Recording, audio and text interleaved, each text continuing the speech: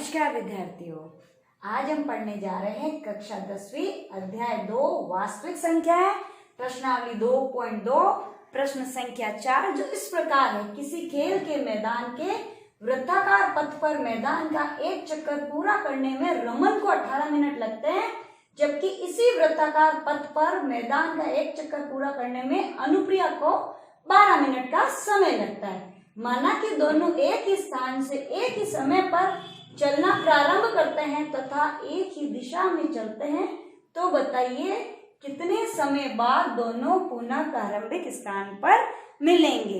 इस प्रकार के प्रश्न आने की पूरी संभावना 2020 दो बोर्ड परीक्षा होगी। 2 नंबर का जो प्रश्न बनेगा 12वां, वो पूरी संभावना है।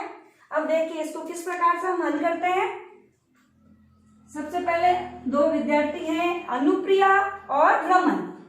अब दोनों एक ही जगह से चक्कर लगाना प्रारंभ करते हैं और पुनः एक ही स्थान पर वापस मिलते हैं। इस प्रकार से मान लीजिए ये इस बिंदु से चक्कर लगाना शुरू कर रहे हैं। रमन को लग रहे हैं 18 मिनट का समय लग रहा है, तो रमन को 18 मिनट का समय लग रहा है और अनुप्रिया को लग रहा है 12 मिनट का। अनुप्रिया को हम ए से बता रहे हैं, रमन को 8 से 12 मिनट। हमें बताना है कि वापस दोनों एक ही जगह पर एक ही दिशा में घूम रहे, एक ही स्थान पर दोबारा कब मिलेंगे। तो इसको अपन इस प्रकार से समझ सकते हैं कि रमन को एक चक्कर पूरा करने में 18 मिनट, अगर ये 2 चक्कर पूरा करता है तो 36 और 3 हो रहे तो 54 मिनट में 3 चक्कर होंगे पूरे। इसी प्रकार जो अनुप्रिया है 12 मिनट में एक चक्कर हो रहा है, तो 24 मिनट में दूसरा होगा और 36 मिनट में तीसरा चक्कर पूरा होगा। यहाँ पर देखिए दोनों संख्या 36 है, यानी 36 मिनट बाद दोनों एक ही स्थान पर पुनः मिल जाएंगे। तो हमें सबसे पहले ये बताना है कि ये मसब से आएगा ये लसब। हमारे जो कोर्स में है वो एचसीएफ या एलसीएम के द्वारा हमें जो उत्तर ज्ञात करना है। यहाँ पर देखिए क्या आ रहा है, गुणज आ रहा है, गुणा हो रहा है। तो गुणज हम किस में निकालते हैं, एलसीएम में, लसब में। यानी कि हमें 18 और 12 का क्या ज्ञात करना है, एलसीएम ज्ञात करना है। चाहे हम एचसीएफ ज्ञात करें या एलसीएम, दोनों के लिए हमारे पास जो सर्वप्रथम जो विधि होती है शुरुआत में वो होती है अभाज्य गुणनखंड विधि। तो सर्वप्रथम 18 और 12 के करते हैं अभाज्य गुणनखंड, 18 के भी और 12 के भी हमें करने हैं अभाज्य गुणनखंड। यहाँ देखिए 2 का भाग लग रहा है, ये आ गया 9। और वापस देखिए किसका भाग लग रहा है, यहाँ पर भाग लग रहा है 3 का भाग 3 भाग लग रहा है और अब पुनः 3 का भाग लग रहा है। 12 में किसका लग रहा है, 2 का लग रहा है, तो ये आ गया 6। दोबारा 2 का लग रहा है तो ये 3 और फिर लग रहा है यहाँ पर 3 का भाग। अब हमें अभाज्य गुणनखंडों को इस प्रकार से हम लिखेंगे 2 गुणा 3 गुणा 3 या फिर 2 गुणा 3 की घात 2। इसी प्रकार 12 को हम लिखेंगे 2 गुणा 3 या फिर 2 की घात 2 यानी 2 का वर्ग गुणा 3। अभी हमने देखा कि किस प्रकार से हमारा उत्तर 36 आ रहा था गुणज के रूप में, यानी कि हमें जो है इनका ज्ञात करना है एलसीएम। तो 18 और 36 का करना है एलसीएम लघु समापवर्तक। तो किस प्रकार से हम एलसीएम ज्ञात करते हैं, हम इनकी जो उच्चतम घात है वो लेते हैं। यहाँ पर 2 की कोई घात नहीं है यानी 1 है और यहाँ पर 2 की घात 2, तो उच्चतम घात है वो हमारी 2 की घात 2 और 3 की जो घात होगी वो उच्चतम 3 की भी होगी 2। तो 2 की घात 2 यानी 2 का वर्ग, 2 का वर्ग है 4 और 3 का वर्ग जो है वो हमारा है 9। 4 9 36 यानी कि 36 मिनट बाद दोनों उसी स्थान पर पुनः मिलेंगे। अब हम बढ़ते हैं प्रश्न संख्या 5 की तरफ। एक संगोष्ठी में हिंदी, अंग्रेजी, गणित में भाग लेने वाले प्रतिभागियों की संख्या क्रमशः 60, 84 और 108 है। यदि प्रत्येक कमरे में बराबर संख्या में एक ही विषय के प्रतिभागी बैठाए जाते हैं तो आवश्यक कमरों की न्यूनतम संख्या ज्ञात कीजिए। संगोष्ठी का मतलब होता है विचार सभा। तो यहाँ पर देखिए हमसे क्या पूछा गया है, 3 अलग अलग विषयों के प्रतिभागी भाग ले रहे हैं और इस प्रकार से हमें इनको अलग अलग कमरों में बिठाना है और हमें इस बात का ध्यान रखना है कि एक कमरे में एक ही विषय के प्रतिभागी होने चाहिए और सारे के सारे कमरों में बराबर संख्या में भी प्रतिभागी होने चाहिए। तो हमें इसमें क्या ज्ञात करेंगे, एचसीएफ ज्ञात करें, ये एलसीएम। आओ हम चर्चा करते हैं। सबसे पहले तो हमें करना है अभाज्य गुणनखंड।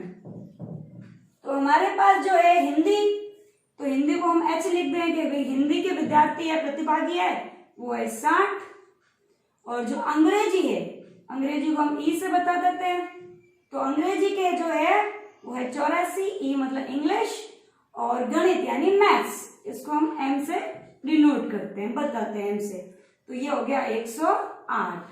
अब हमें इन तीनों के करने हैं अभाज्य गुणनखंड, 60 के, 84 के और 108 के। अब देखिए 2 का भाग लग रहा है इधर, तो यहाँ पर हम क्या करेंगे, 2 का भाग लगाएंगे, 30 आ गया, पुनः 2 का लग रहा है 15, अब 2 का नहीं लग रहा है, अब हम भाग लगाएंगे 3 का, अब लगा रहे हैं 5। इस प्रकार से हमने इनके अभाज्य गुणनखंड कर लिए।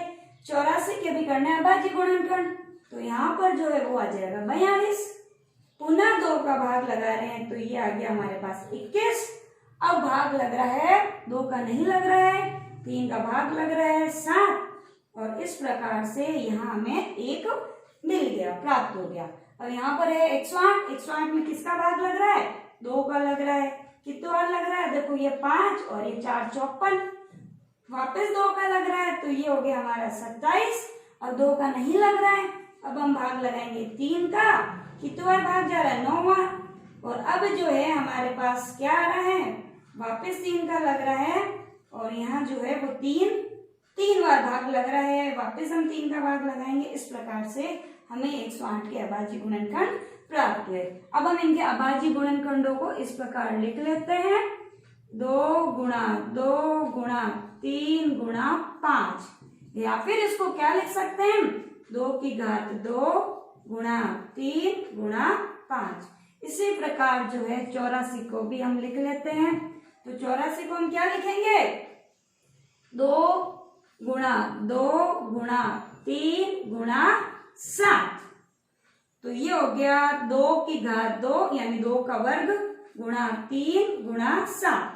अब हम लिख रहे हैं 108 के अभाज्य गुणनखंड, तो इसको किस प्रकार से लिखेंगे, 2 गुणा 2 और 3 जो आया वो आया है 3 बार, तो इसको हम लिखेंगे 2 का वर्ग गुणा 3 का घन। इस प्रकार से इसको हमने लिख दिया। अब हमें ये देखना है कि हमें एचसीएफ ज्ञात करना है या एलसीएम। तो अभी मैंने बताया था कि यहाँ पर जो है सारे विषय के प्रतिभागी है वो बैठाए गए हैं, और कमरों की संख्या में एक कमरे में बराबर संख्या में प्रतिभागी बैठेंगे और एक ही विषय के बैठाए जाएंगे। तो देखिए अगर हम इसका एलसीएम ज्ञात करते हैं तो एलसीएम हमें क्या मिलेगा, एलसीएम जो है हमें बहुत बड़ी संख्या मिलेगी। एलसीएम हमें क्या होता है, उच्चतम घात, तो यहाँ पर जो उच्चतम घात वो क्या हो जाएगी, उच्चतम घात हो जाएगी 2 का वर्ग गुणा 3 की घात 3 उच्चतम, फिर 5, फिर गुणा 7। देखिए बहुत बड़ी संख्या होगी। तो एक कमरे में तो प्रतिभागी से ज्यादा कभी भी संख्या बड़ी नहीं हो सकती। 60 तो पूरे प्रतिभागी हिंदी के अलग अलग कमरों में बैठाने, बराबर संख्या में बैठाने हैं, तो किसी भी स्थिति में एलसीएम जो है वो इस प्रश्न में नहीं निकालना है। हमें जो ज्ञात करना है वो है एचसीएफ। इनके क्या करना है, हमें गुणनखंड, तो जो संख्या होगी हमारा जो उत्तर आएगा कि एक कमरे में कितने अभ्यर्थी बैठाने हैं, कितने प्रतिभागी बैठाने हैं, वो इन संख्याओं से हमेशा छोटा आएगा। तो छोटा जब भी हमें छोटा उत्तर प्राप्त होता है, इसका मतलब क्या है, एचसीएफ है। एलसीएम हमेशा जो भी संख्याएं होती है एलसीएम बड़ा हमें प्राप्त होता है, एचसीएफ जो भी हमारी संख्याएं हैं उसमें एचसीएफ छोटा या अधिकतम जो है उस संख्या तक प्राप्त हो सकता है। तो यहाँ पर जो है हमें क्या ज्ञात करना है, हमें ज्ञात करना है एचसीएफ। तो कंफ्यूजन यहीं पर होता है कि एलसीएम ज्ञात करें या एचसीएफ। तो उस बात का विशेष ध्यान रखें, थोड़ा चिंतन करें, मनन करें कि किस प्रकार से उत्तर हमें प्राप्त होगा। तो एलसीएम तो किसी भी स्थिति में प्राप्त नहीं होगा, एलसीएम नहीं निकालना है, हमें निकालना है इन तीनों संख्याओं का HCF हाईएस्ट कॉमन फैक्टर महत्तम समापवर्तक, तो तीनों संख्याओं का जो HCF है वो हमें क्या मिलेगा? तो तीनों संख्याओं का HCF होता है जो इन सब में कॉमन है, मतलब न्यूनतम जो घात है। तो यहाँ पर जो है सब में आ रहा है 2 का वर्ग और 3 यहाँ एक बार आया, यहाँ एक बार आया, यहाँ 3 बार आया, तो सब में कॉमन क्या आ रहा है? तो कॉमन आ रहा है 3 जो है वो एक बार आ रहा है। अब देखिए यहाँ 5 आ रहा है, यहाँ दोनों में नहीं आ रहा, यहाँ 7 आ रहा है, इन दोनों में 7 नहीं आ रहा है। तो हमारा जो HCF होगा 2 का वर्ग, यानी 2 का वर्ग 4 गुणा 3 तो 12, यानी कि प्रत्येक कमरे में 12 प्रतिभागियों को बिठाया जा सकता है। और वो 12 जो प्रतिभागी होंगे वो या तो हिंदी विषय के होंगे या अंग्रेजी होंगे या गणित होंगे, एक कमरे में एक ही विषय के प्रतिभागी होंगे। अब हमें क्या ज्ञात करना है? हमें है आवश्यक कमरों की न्यूनतम संख्या। ये तो है प्रतिभागियों की संख्या, प्रत्येक कमरे में बिठाए गए प्रतिभागी है, हमें कमरों की संख्या ज्ञात करनी है। तो यहाँ पर सिर्फ कमरे पूछा गया है। अगर ये पूछा जाता अलग अलग विभिन्न विषयों में प्रत्येक विषय में कितने कमरों की आवश्यकता होगी, तो हम क्या करेंगे? हम जो प्रतिभागी है 60 में प्रत्येक में 12 का लगाना है भाग। अब हमसे जो पूछा है वो आवश्यक कमरों की संख्या पूछा है, तो कमरों की जो संख्या होगी हम क्या करेंगे? प्रतिभागियों का योग करेंगे। कमरों की संख्या बराबर प्रतिभागियों का योग और भाग लगाएंगे 12 का। प्रत्येक जो कमरे है उसमें 12 प्रतिभागी बैठेंगे। तो यहाँ पर इन सब की हमें योग करना है। 60 84 प्लस 108 में लगाना है 12 का भाग। अब देखिए इनका योग करते हैं। 60 और 84 कितने प्राप्त होते हैं हमें? 144 प्लस 108 भाग लगाना है 12 का। तो ये कितने हो गए? 144 प्लस 108 ये हमें प्राप्त हो रहे हैं 252।